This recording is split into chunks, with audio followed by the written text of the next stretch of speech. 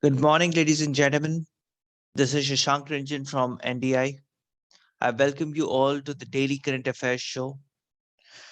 The news articles are brought from our Academy's website, www.nationaldefenseinstitute.in. Ladies and gentlemen, National Defense Institute is a leading defense preparation institute of India, where we prepare you for All India Sainik School Entrance Examination, NDA, CDS, AFCAT, CAPF, till the SSB, where we believe in holding your hand till you get those stars on your shoulder and emblem on your hat. Ladies and gentlemen, let's begin the discussion for the day.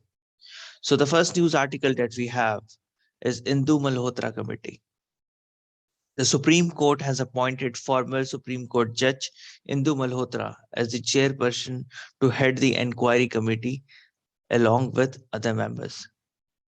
The inquiry committee will look into alleged security breach of Prime Minister's Punjab visit on the 5th of January this year. The committee is headed by Justice retired Indu Malhotra, will also comprise of DG NIA, DG Security of Punjab, and Registrar General of Punjab and Haryana High Court.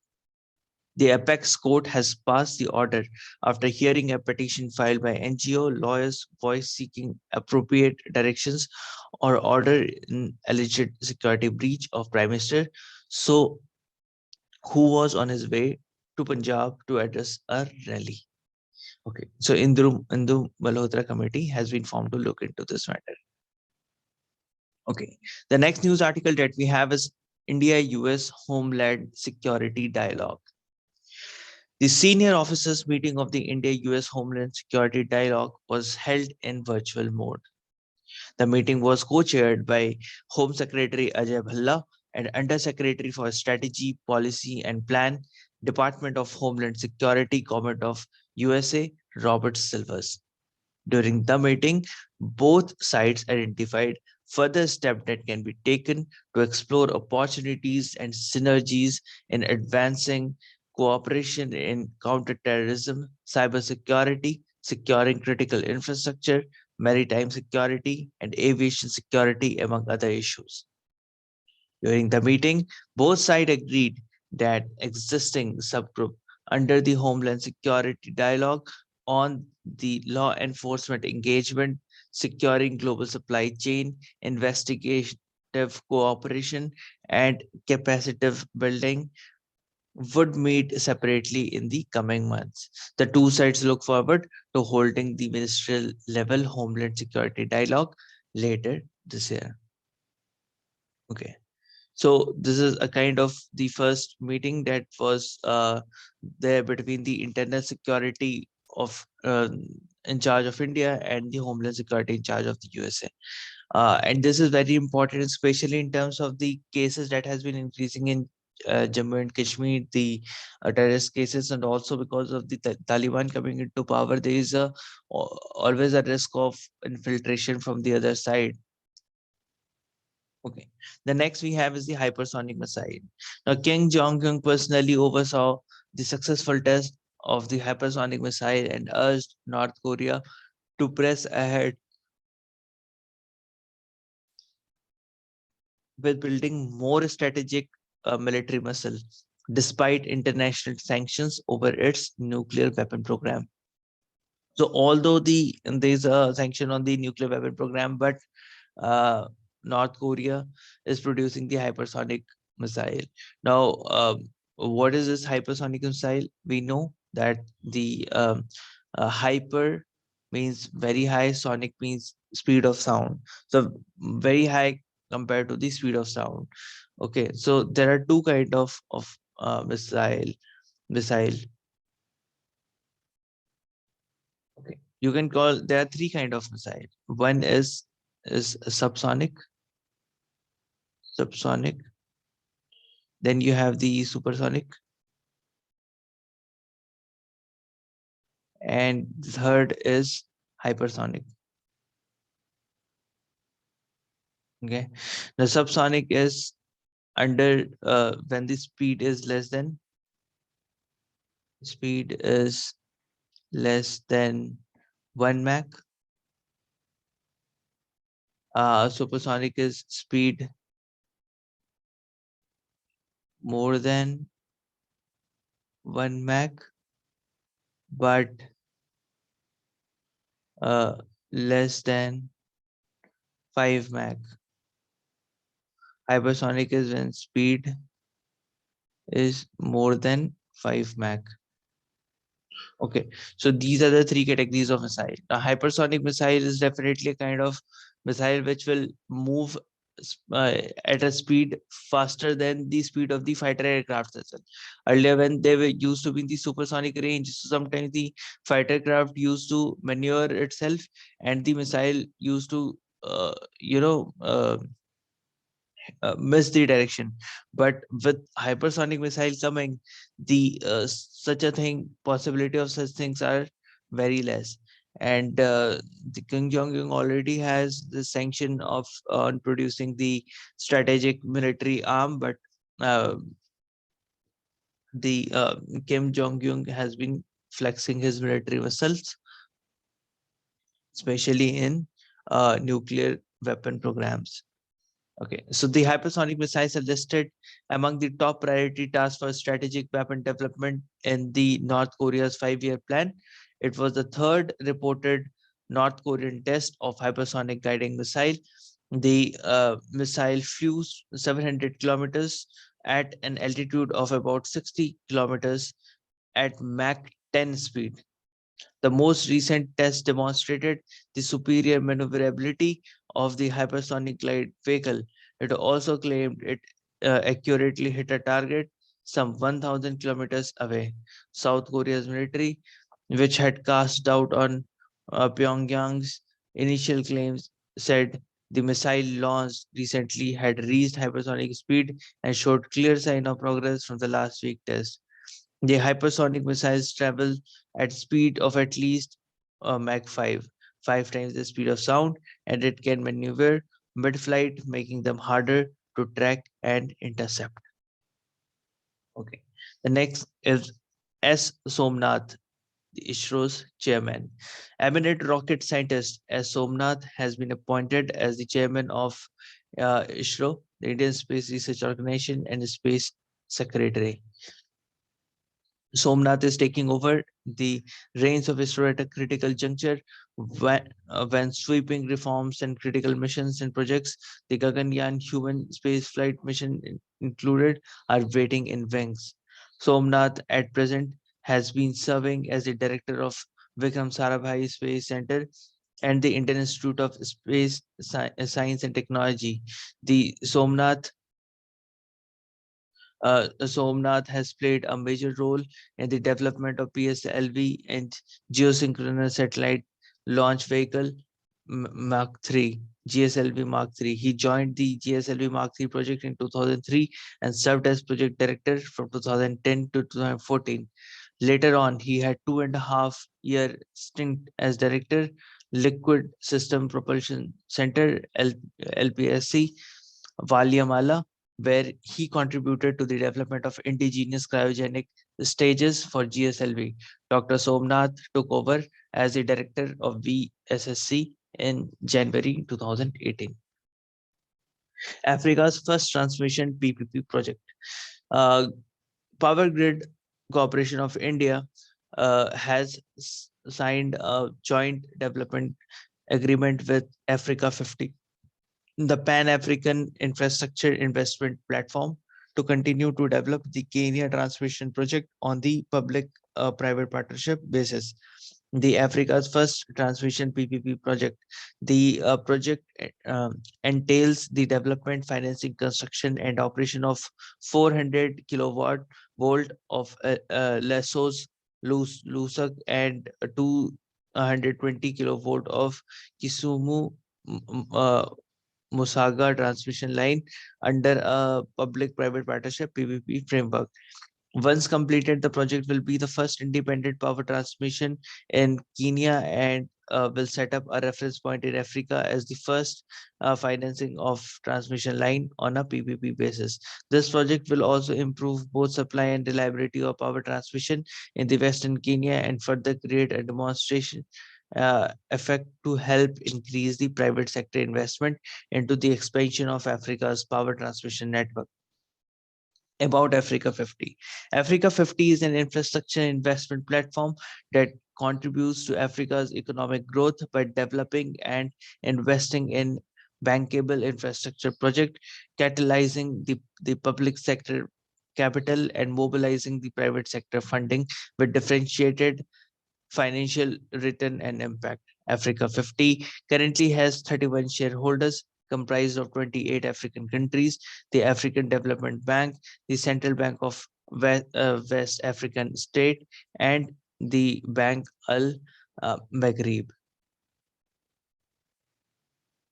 Okay, the next news article that we have is Atl Space Challenge 2021. The Atl Innovation Mission, AIM, Niti Ayog declared the result of ATL Space Challenge 2021. The challenge was launched in collaboration with the ISRO and Central Board of Secondary Education (CBSE). The ATL Space Challenge witnessed over 2,500 submissions from ATL and non-ATL students across the country, from which 75 top innovators were selected. It was the first time that an ATL challenge opened to both ATL and non-ATL students. The ATL Space Challenge 2021 was launched on 6th of September 2021 with an objective to enable innovation among young school students who create something in space sector that will not only help them learn about the space, but create something that the space program can use itself. The challenge also aligned with the World Space Week 2021, which is observed from 4 to 10 October each year at the global level in order to celebrate the contributions of the space science and technology. Okay, so the next news article that we have is MSME Technology Center. The Prime Minister Shri Narendra Modi inaugurated a technology center of MSME Ministry established at Puducherry on the occasion of National Youth Day. The world-class technology center, set up with an investment of about rupees 122 crore, it spread across 10 acre, will train 20,000 youth, support 2,000 MSME, and incubate 200 startups, thereby propelling the local economy to great heights. The technology center across the country, developed under the flagship technology center system program, are supporting existing and prospective MSMEs by developing production facilities, manpower, providing consultancy, and developing competitive edge through the adoption of best practices. The MSME Ministry, through its various initiatives and program, is reviving up the sector to achieve the inclusive growth, provide the sustainable employment opportunities, and thereby attain the Prime Minister's vision of Atmanirbhar Bharat. So this news is absolutely fantastic, where the MSME, because the MSMEs are known as the growth engines of our country. The highest production that takes place in our country is in the MSME sector. Also, it is found that the most export that's going out of India is from the manufacturing sector, is from the MSMEs, and therefore they are very, very important for Indian economy. Okay, the next we have is Swachh Vidyalaya Puraskar 2021-2022. Sri Subhas Sarkar, the Minister of State for Education, virtually launched Swachh Vidyalaya Puraskar 2021-2022. The schools have been given sufficient time till March 2022 to apply for the award, so that they could do so at an appropriate and safe time. The Swachh Vidyalaya Puraskar recognize, inspire, and award the schools who have undertaken the exemplary work in the field of water, sanitation, and hygiene, and also provides a benchmark and roadmap for schools to make further improvement in future. In order to create self-motivation and awareness about the sanitation, the Swachh Vidyalaya Puraskar was first instituted by the Department of School Education and Literacy in 2016-17. SVP 2021-22 is open to all categories of schools, that is the government, government aided, and private schools in both rural and urban areas. The schools will be assessed through an online portal and the mobile app in 6 subcategories.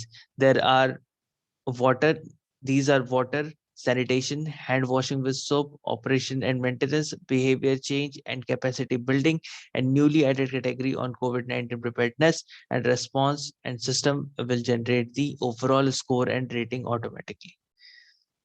The schools shall be awarded at district, state, and national level based on an internationally recognized 5-star rating system. Also, every school will get a certificate of participation showing the category wise score and overall rating of the school. At the national level, 40 schools will be selected for the awards this year under the overall category. Uh, uh, this year from rupees 50,000 to 60,000. Okay. So this time at the national level, 40 schools will be selected. So this is like a good lot of number. And the awards will be at national level, 40 schools will be selected. And the award money for these schools will be enhanced from the year uh, uh, rupees 50,000 to 60,000 per school under the Samagra Shiksha scheme. Also, 6 subcategory wise awards have been introduced for the first time with the award money of 20,000 per school. So, with this, especially right now when the India is celebrating Azadi Ka Amrit Utsav, that is the 75 years completion of the independence of India, and the overall vision of Mahatma Gandhi of a clean Swachh Bharat and clean India. Now, when the impetus is given through these schools, through the school program, the Swachh Bharat mission will can get accomplished. So this is actually something that's under the Swachh Bharat mission. Recently, under this, the COVID-19 best practices has also been included. And look at the number of schools. There are 40 schools that are being awarded, and the prize money is 60,000 currently. There are also 6 subcategories in which 20,000 per school. They will also receive that. Okay. So the next we have is Investor Education and Protection Fund Authority, IEPFA. The Investor Education and Protection Fund Authority has signed MOU with Indira Gandhi National Open University, IGNOU, for promoting the investor education and financial literacy among youth by utilizing the tele-lecturing facilities of Gyan Darshan channel. The association with IGNOU Gyan Darshan channel will help in propagating the message of investor education and awareness among a large group of present and prospective stakeholders. The panel of resource persons for lecture series would include the experts from the professional institute like ICAI, ICSI, and senior officials from IEPFA, the Ministry of Corporate Affairs, and other regulators. The proposed lecture series of 75 episodes will be live telecasting lecturing series on 24/7 Gyan Darshan TV channel. The Investor Education and Protection Fund Authority, IEPFA. The Investor Education and Protection Fund Authority has been established under Section 125 of Companies Act 2013 for administration of IEPF fund as per the Section 125(3) of the Companies Act 2013. The main objective of the authority includes to promote the investor education, awareness and protection, refund unclaimed shares, dividends, other amount transferred to it under Section 124 and 125 of Companies Act 2013 to the rightful claimants. IEPFA works under the administrative control of Ministry of Corporate Affairs. The next so the most important thing that here you have to remember in the news is first of all the Gyan Darshan channel that is being operated by IGNOU. Number 2 is the Investors Education and Protection Fund. It comes under the control of Ministry of Corporate Affairs. Okay, and this is the uh, organization, the authority that promotes the investor education, awareness and protection, refund unclaimed awareness and protection, refund unclaimed shares, dividends, and other amount transferred to it. Okay, so this is the main function, and it comes under the Ministry of Corporate Affairs. Now, this information becomes important because direct question comes from the examination when some department is in news. All right. So the next news article that we have is Broadcast Audience Research Council, BARC, India. INB Ministry asked BRC to release the news rating with immediate effect. BARC, that is the Broadcast Audience Research Council, India, is a joint industry body founded by the organization that represent the Indian broadcasters, IBF, investors, advertisers, ISA, and the advertising and media agencies, AAAI. The company was incorporated in 2010. It is based in Mumbai. The Broadcast Audience Research Council, BARC, has undertaken revision in its processes, protocols, and oversight mechanism and governance structure. The reconstitution of the board and technical committee to allow the induction of independent members has also been initiated by BARC. A permanent oversight committee has been formed. The access protocol for data has been revamped and tightened. Okay. New ratings.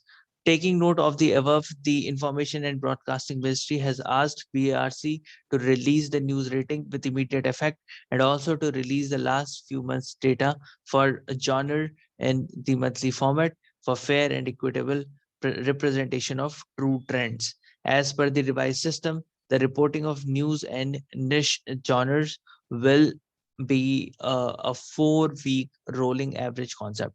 The ministry has also set up a working group under the chairmanship of Prasar Bharati CEO for consideration of leveraging the return path data capabilities for the use of TRP services, as also recommended by Telecom Regulatory Authority of India and TRP committee report.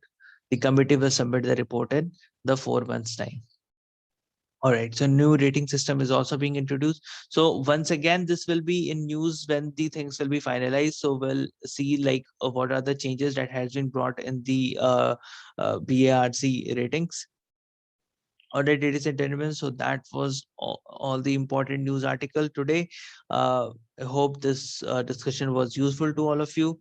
Now, if you have any doubts, queries, or questions, you can always post it in the comment box below. If you want to give us a call, speak with us, please visit our website, www.nationaldefenseinstitute.in, and you can reach us anytime.